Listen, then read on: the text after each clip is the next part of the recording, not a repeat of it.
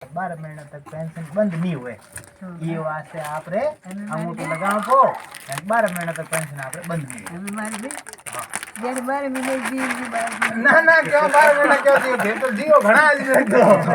एतरे घणा हमें तेमो केरी ना ना 12 महीना क्यों दियो घणा जियो थे तो दीकरा मोरे तो हपुत्र वे जरा तो हे दीकरा रे दी बोरो हां ने मीरो दीकरा दी बोरो नहीं मारी मां नहीं के बाप रे बोली रे अरे का को कम अरे तो आवाज छोड़ भाई मरो तो कोई था ना ना माजे क्यों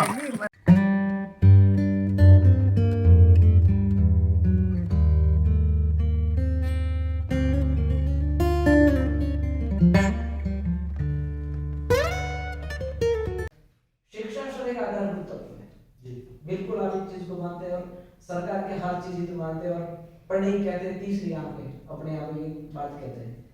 तीसरी आंख सरकार का भी विजन रहता है कि अधिक लोगों को शिक्षा का अधिकार प्राप्त हो आप बताएं शिक्षा के क्षेत्र में आपको कोई कार्यक्रम या आपने अब तक कोई शिवानंद कार्यक्रम किए शिक्षा के क्षेत्र में मैं बताना चाहूंगा कि हमारे पंचायत समिति सिवाना के प्रधान जी है श्रीमान मुकुंद सिंह जी राजपुरोहित उनका भी शिक्षा इन दिनों खादी सुरक्षा योजना चल रही है सरकार का टारगेट है 10 लाख लोगों को लेने का इन और फॉर्म इसमें ज्यादा भरे हुए लगभग जहां तक मुझे पता है 18 लाख के आसपास है आप बताएं कि इसके क्या मापदंड है किन लोगों को चयनित किया जाएगा ताकि जो लोग इंतजार कर रहे हैं इस चीज का कि हमारा नाम हर कोई ये तो चाहता ही है कि हमारा नाम भी खादी सुरक्षा में जुड़ जाए आप बताएं कि किन लोगों का ये नाम जुड़ेगा और कब तक जुड़ेगा और इसका क्या प्रोसेस रहेगा सर एनएफएसए के तहत अभी राज्य सरकार द्वारा माननीय मुख्यमंत्री जी महोदय द्वारा एक ये वापस पोर्टल खोला गया भी एक और प्रश्न सर ई मित्र ग्रुप धारकों की ओर से देखिए ई मित्र का सर इसमें काफी रोल होता है आप वेबसाइट में आपको ई मित्र का आजकल ऑनलाइन ग्रो हो गया लोग आप तक तो पहुंच नहीं पाते और काम ही डिजिटल है ई मित्र तक उन तक सीमित रहता आप ई मित्र धारकों को क्या सुविधा देना चाहिए देखो ई मित्र धारक हैं उनके लिए मेरी तरफ से और मैं कहता हूँ पूरी पंचायत समिति की तरफ से एक मैसेज ये है कि आपके पास में जनता के वो हर व्यक्ति की पहुंच है क्योंकि आप उस ग्राउंड लेवल पे लक्ष्मी जी का हाथ हो सरस्वती जी का साथ हो लक्ष्मी जी के आशीर्वाद से आपके जीवन में प्रकाश ही प्रकाश हो नए साल की आप सबको YouTube चैनल आपकी आवाज की तरफ से बहुत बहुत शुभकामनाएं नमस्कार मैं हूं गणपत सिंह सोलंकी और आप देख रहे हैं आपकी आवाज वीडियो के सिलसिले में आज हम ऐसे एक विकास अधिकारी वीडियो आपसे मिलने जा रहे हैं जो इन दिनों अच्छे काम के लिए सुर्खियों में रहे हैं हम परिचय के तौर पर हनुमान जी बेनीवाल शिवाना पंचायत समिति के वर्तमान में विकास अधिकारी रूप में सेवा दे रहे हैं जो ये मैं मानता हूं कि हमारे समिति का सौभाग्य है sir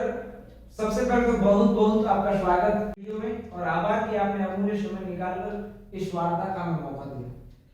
thank you so much आपकी आवाज YouTube चैनल को और आप जैसा कि आपने बताया था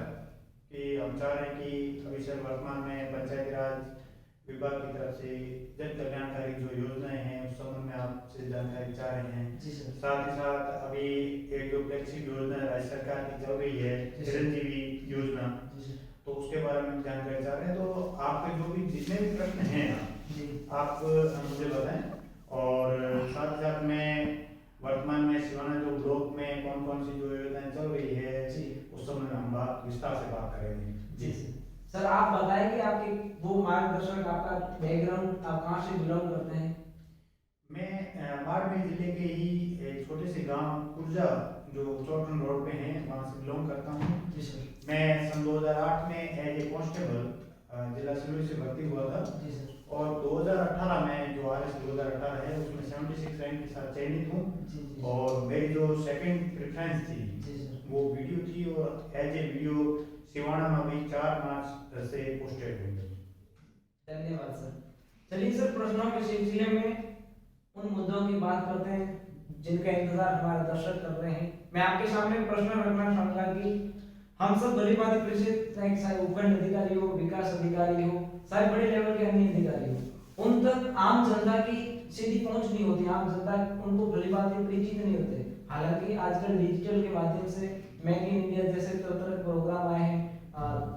संचार विभाग का भी बहुत बड़ा इसमें रोल है, पहुंच हो रही है। ऐसे में आम जन के कौन से अधिकार होते हैं और कौन से वो अधिकारी के कौन से कर्तव्य होते हैं जिनसे मिलके आपसे वो वार्ता कर सके, आप जैसे अधिकारियों से मिल सकते हैं? जैसा कि आपने बताया कि जो उच्च अधिकारी या फिर मैं कहूँगा कि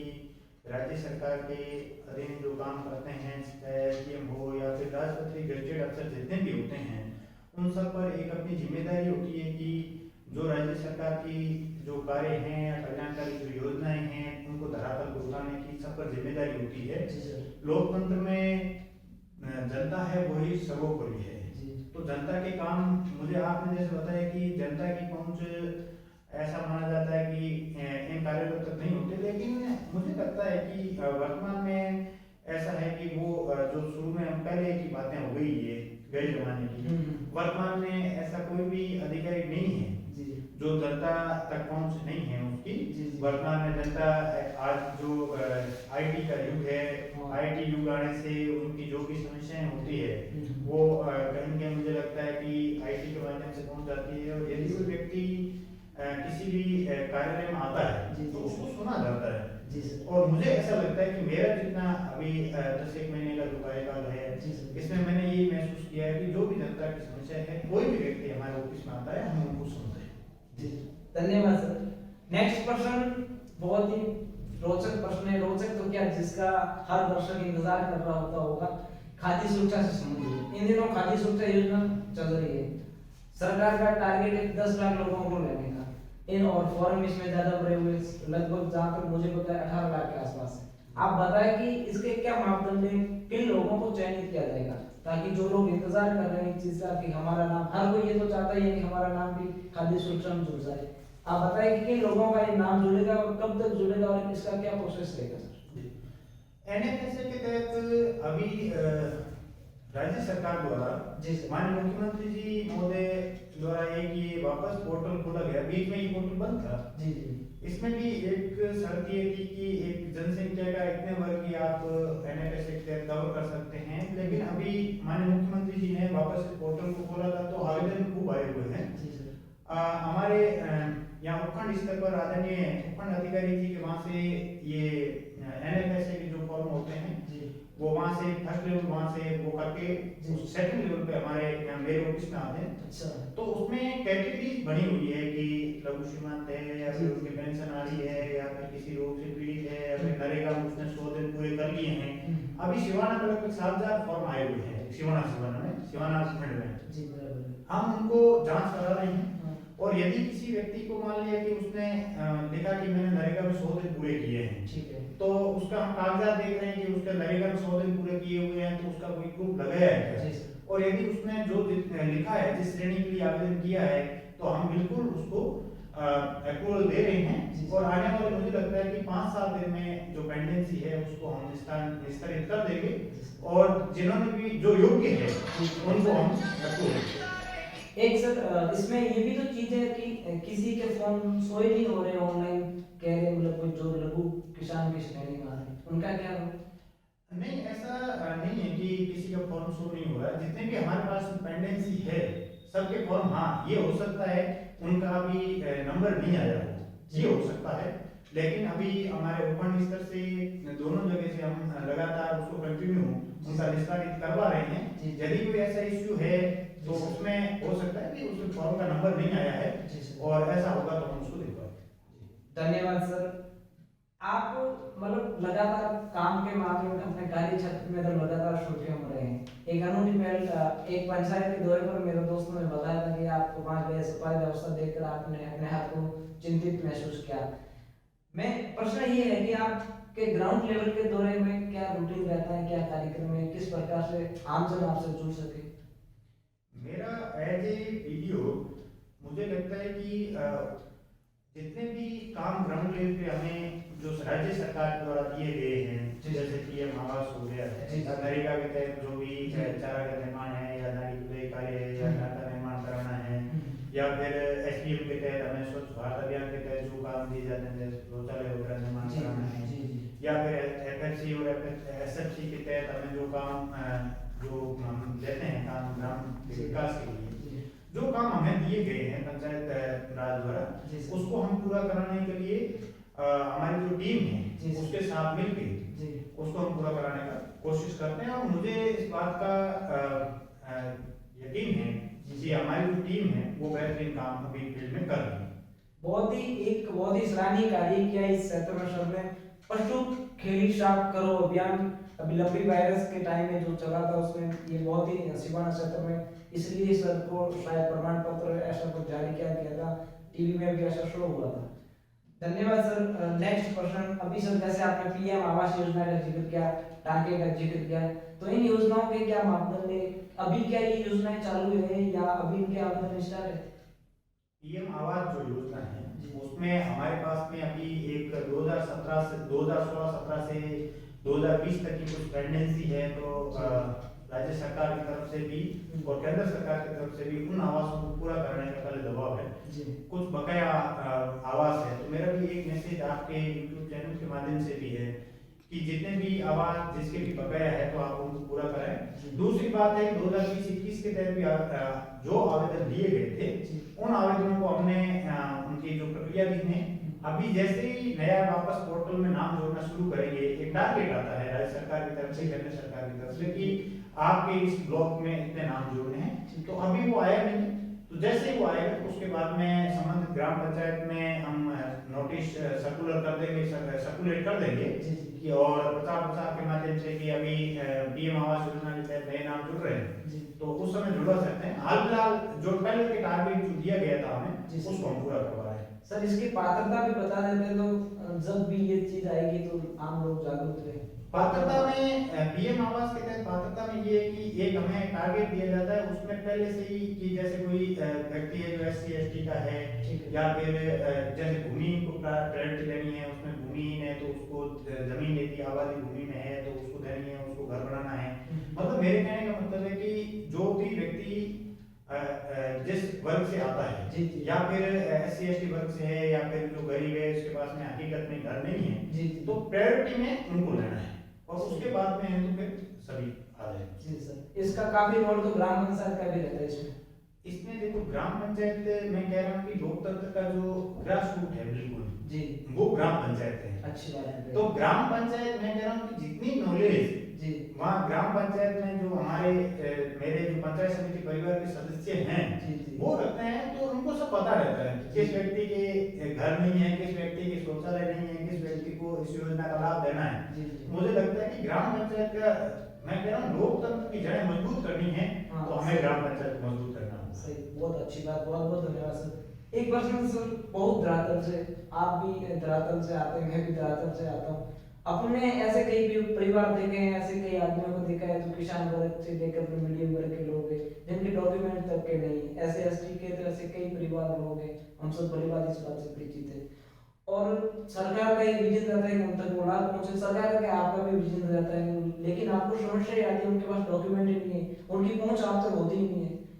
इसी बीच में आप क्या काम करना चाहेंगे इन दिनों में, आपके कोई भावी कार्यक्रम? देखो आपका जो प्रश्न है कि कुछ ऐसे लोग हैं जिनके पास में डॉक्यूमेंट को लेकर कुछ इश्यूज रहते हैं, इस बात से मैं कुछ हो सकता है। देखो इश्यूज जैसे मैं अभी हमने एक प्रधान जी पेंशनर्स के द्वारा कार्यक्रम चलाया था, आदरणीय प्रधान जी से मैंने हम जैसे यहाँ बैठे हैं तो कई बार ऐसा होता है कि अभी पेंशनर्स का क्या है कि वेरिफिकेशन हो रहा है, वार्षिक सत्यापन। तो जो वृद्ध व्यक्ति है मेरे अपने दादा दादी उम्र के, वो व्यक्ति यहाँ आ रहे हैं, तो इससे बढ़िया है कि हम ही खुद ही वहाँ चले जाए। तो इसमें ये हुआ कि कई बार हम देखते हैं कि जन आधार बना हुआ है वो शीडिंग नहीं है, किसी के आधार कार्ड में कोई मिस्टेक है। ये आपकी बात सही है कि कुछ व्यक्ति हैं जिनके पास नहीं है, लेकिन कई व्यक्ति ऐसे जिनके बने हुए हैं लेकिन उसमें कुछ छोटी ऐसी मिस्टेक्स हैं। तो उसके लिए हम बीच बीच में कैंप लगाते हैं। अभी हमें एक जस्ट कैंप लगाया था प्रधान जी पेंशनर्स के द्वारा, उसके तहत पूरी ग्राम पंचायत हमने कैंप लगाया था और वो अच्छा उसका रिजल्ट दिया है। अच्छा, धन्यवाद सर।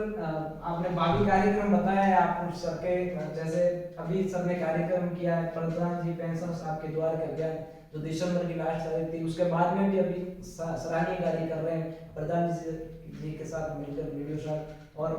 इसमें सब धरातल से लगा करके सबका बहुत अच्छा रोल है। सर धन्यवाद, आपने आपसे काफी टाइम ले लिया। एक आध प्रश्न मैं आपके साथ में और रख लेता हूँ, फिर मैं आपसे विदाई ले लेता हूँ। आपका भी मैंने टाइम दिया। शिक्षा सर एक आधारभूत तत्व है जी, बिल्कुल आप इस चीज को मानते हैं, और सरकार के हर चीज तो मानते हैं, और पढ़े कहते हैं तीसरी आंख है, अपने आप ये बात कहते हैं तीसरी आंख। सरकार का भी विजन रहता है कि अधिकाधिक लोगों को शिक्षा का अधिकार प्राप्त हो। आप बताएं शिक्षा के क्षेत्र में आपके कोई भावी कार्यक्रम या आपके ने अब तक कोई शिवानंद कार्यक्रम किए? शिक्षा के क्षेत्र में मैं बताना चाहूंगा कि हमारे पंचायत समिति सिवाना के प्रधान जी है श्रीमान मुकुंद सिंह जी राजपुरोहित, उनका भी शिक्षा और स्वास्थ्य के क्षेत्र में बहुत ही पॉजिटिव थिंकिंग है। तो अभी हमारे पास में एक शिक्षा को करके कुछ बजट है, उसमें हम ये चाह रहे हैं कि अभी हमने एक हमारी जो अभी शिक्षा विभाग की जो वार्षिक बैठक होती है, उसमें हमने ये कहा कि समस्त जो स्कूल्स है, ग्राम पंचायत ब्लॉक की जितनी भी स्कूल हैं, वहां से हमने कहा कि आपकी छोटी छोटी जो जरूरतें हैं, जैसे आपके टाँके आए लेकिन उसमें मोटर नहीं है, या फिर